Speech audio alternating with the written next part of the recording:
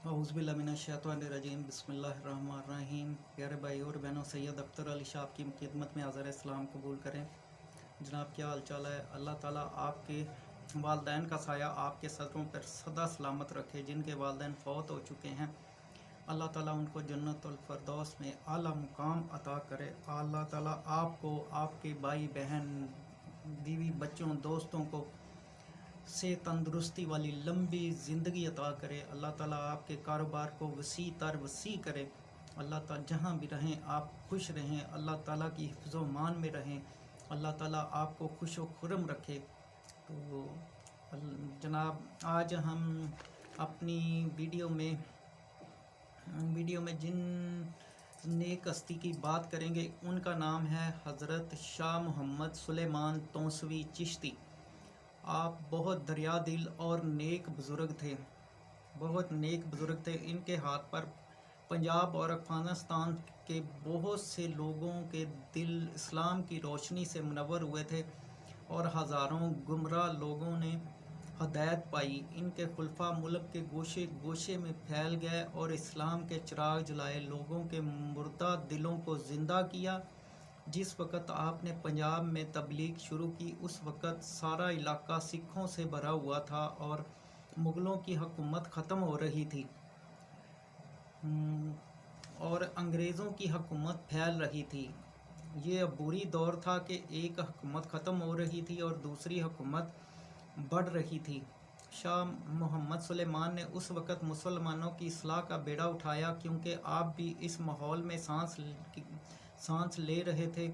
गोया कि आपने अमले जहाद में हिस्सा नहीं लिया, मगर आपने बातनी मुसलमानों के अंदर इस्लाम की रोशनी फैलाई और वो मुसलमानों को इखलाक़ मुहम्मदी का नमूना देखना चाहते थे। और आप हर उस बंदे को जो मुसलमान हो जाता था, नमाज और सुन्नत पर चलने का हुक्म देते थे, कुरान और सुन्नत पर चलने को कहते थे। उन्होंने अपनी उम्र का बेशतर हिस्सा इसी तरह इस्लाम की तबलीग करते हुए गुजारा। आप पठानों के जाफ़र खानी कबीले से तल्लुक़ रखते थे। आपके मूसा आला का नाम जाफ़र था, जिसकी सुकूनत को इमरानी में थी। आपके वालिद का इसमें ग्रामी ज़िक्रिया बिन अब्दुल वहाब बिन उमर बिन खान मोहम्मद था और आपकी वालदा का इसमें ग़ुलामी ज़ुलेहा था। आपके वालिदैन मुत्तकी और परहेज़गार थे। आपके एक ही बड़े भाई थे जिनका नाम यूसुफ था। उनका जवानी में इंतकाल हो गया था और आपकी 4 बहनें थीं, बीबी हलीमा, बीबी हवा, बीबी फातिमा, बीबी बाई। इन सब की औलादें भी थीं। आप सन 1184 हिजरी मुताबिक 1770 में गढ़गोजी में पैदा हुए। गढ़गोजी ज़िला लोरालाई की तहसील है। ये मकाम तौंसा शरीफ ज़िला डेरा गाजी खां के पंजाब शमाल मगरब की जानब 30 कोस के फासले पर वाक़या है। आपके वालिद का इंतकाल आपके बचपन में ही हो गया था और आपकी तालीम तरबियत की ज़िम्मा आपकी वालदा के ज़िम्मे आ गया। जब आप 4 साल के हुए तो आपकी वालदा ने आपको कुरान पाक की तालीम के लिए मौलाना यूसुफ गढ़गोजी की छोटी सी मस्जिद में पढ़ाना दाखिल करा दिया। उनसे आपने कुरान पाक के पहले 15 पारे हिफ़्ज़ किए और आखिरी 15 पारे आपने एक और उस्ताद हाजी मोहम्मद, ये भी जाफ़र कबीले से तल्लुक़ रखते थे, आपने उनसे कुरान पाक की तालीम हासिल की। बाद में आपने फ़ारसी की तालीम हासिल करना शुरू कर दी। फिर मज़ीद तालीम के लिए आप तौंसा शरीफ ज़िला डेरा गाजी खां आ गए।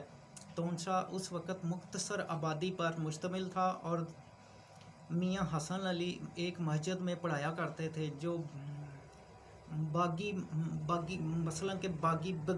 मस्जिद के नाम से मशहूर थी। आपने इसी मस्जिद में मियाँ हसन से पढ़ना शुरू कर दिया। आप कोट मिठन भी जाया करते थे, वहाँ ख्वाजा नूर मोहम्मद भी आया करते थे। जब शाह सुलेमान की मुलाकात ख्वाजा नूर मोहम्मद से हुई तो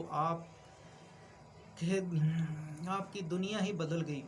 आपने फ़ौरन ख्वाजा नूर मोहम्मद के हाथ पर बैत قبول کی اور خواجہ نور محمد نے جلال محمد کے مزار کے سرانے لے جا کر آپ کو مرید کر لیا۔ اس وقت شاہ سلیمان کی 9 عمری کا زمانہ تھا، مگر آپ اپنے پیر و مرشد سے بہت محبت اور عقیدت رکھتے تھے۔ آپ مہار کی چھوٹی سی مسجد میں عبادت کیا کرتے تھے۔ خواجہ نور محمد نے لنگر والے سے کو کہہ دیا تھا کہ شاہ سلیمان کو لنگر بھی کم دیا جائے اور سردیوں میں بستر بھی معمولی دیا جائے، تاکہ شاہ سلیمان زیادہ تر عبادت میں گزارے۔ اور رات کو کبھی کبھی خواجہ نور محمد اس مسجد میں شاہ سلیمان کو دیکھنے کے لیے آتے بھی تھے۔ ایک عرصہ یاد الہی میں مشغول رہ کر آپ کے اندر اللہ کی محبت بہت زیادہ بڑھ گئی، اور اسی دوران آپ پر کئی بار وجد کی کیفیت بھی آپ کو ہو جاتا۔ بعض اوقات گھنٹوں بے ہوشی کے عالم میں پڑے رہتے۔ آپ کو اپنے پیر و مرشد سے عشق تھا۔ مرشد سے جدا ہو کر آپ بہت پریشان ہو جاتے تھے۔ اس کے بعد آپ تونشہ تشریف لے آئے اور باقی زندگی تونسا شریف میں ہی گزاری۔ آپ 7 صفر کو پہلے سفر کا مہینہ آیا نا، تو کہنے لگے کہ یہ خدا خیر کرے، ہمارے سفر کا وقت آ گیا ہے، تو آپ کو ہلکا سا زکام ہوا ہے۔ 7 صفر کو آپ خدائے حقیقی سے جا ملے۔ آپ کی اولاد میں سے خواجہ گل محمد اور خواجہ دل محمد تھے۔ آپ کا مزار تونسا شریف میں ہے اور آپ کا ہر سال عرس لگتا ہے اور ملک کے کونے کونے سے لوگ شرکت کرنے آتے ہیں۔ تو آپ کی کچھ کرامات جو ہے میں آپ کے گوش گزار کرتا ہوں کہ ایک دفعہ ایک عورت کو نا جن نے پکڑا ہوا تھا، تو وہ جب آپ کے پاس آئی تو جن حاضر ہو گیا، تو آپ نے کہا بھائی اس کو چھوڑتے کیوں نہیں؟ تو جن نے کہا جی لوگ جو ہے نا وہ مجھے آپ کے پاس آنے نہیں دیتے، اس لیے میں اس عورت کے ذریعے آپ کے پاس آیا ہوں۔ تو آپ نے کہا اپنا مسئلہ بیان کرو۔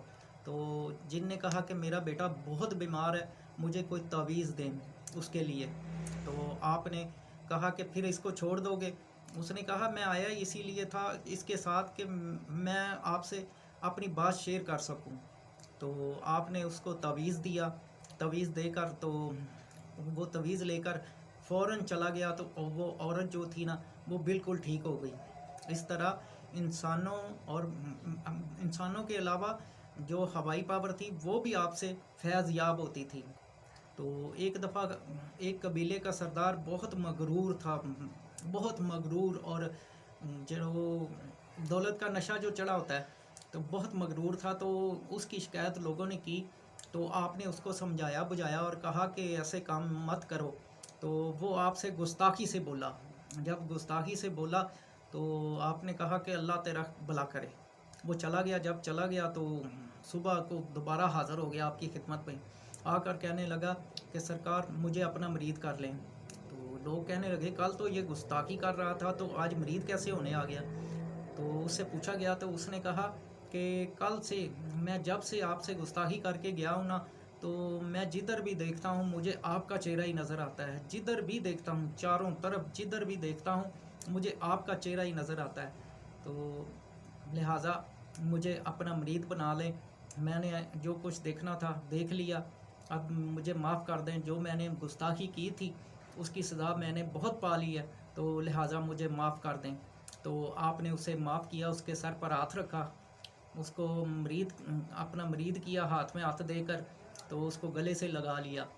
تو یہ ہوتی ہے اولیاء اللہ کی بات۔ کیوں اولیاء اللہ جو ہوتے ہیں نا وہ رحم دل، عوام پر بہت رحم دل ہوتے ہیں۔ وہ کسی کو تنگ نہیں کرتے، کسی کا حق نہیں کھاتے، کسی کو بلا وجہ تنگ نہیں کرتے۔ وہ اپنے آپ پہ سہ جاتے ہیں پر کسی کو تنگ نہیں کریں گے۔ تو میری ویڈیو اچھی لگی ہو تو لائک کریں، گھنٹی کے بٹن کو بھی دبا دیا کریں کہ میری آنے والی ویڈیو آپ تک پہنچتی رہے۔ تو یہی میری ایک چھوٹی سی عرض ہوتی ہے جو آپ لوگ میری عرض نہیں سمجھ رہے۔ تو پلیز میرے چینل کو سبسکرائب اور شیئر لازمی کریں۔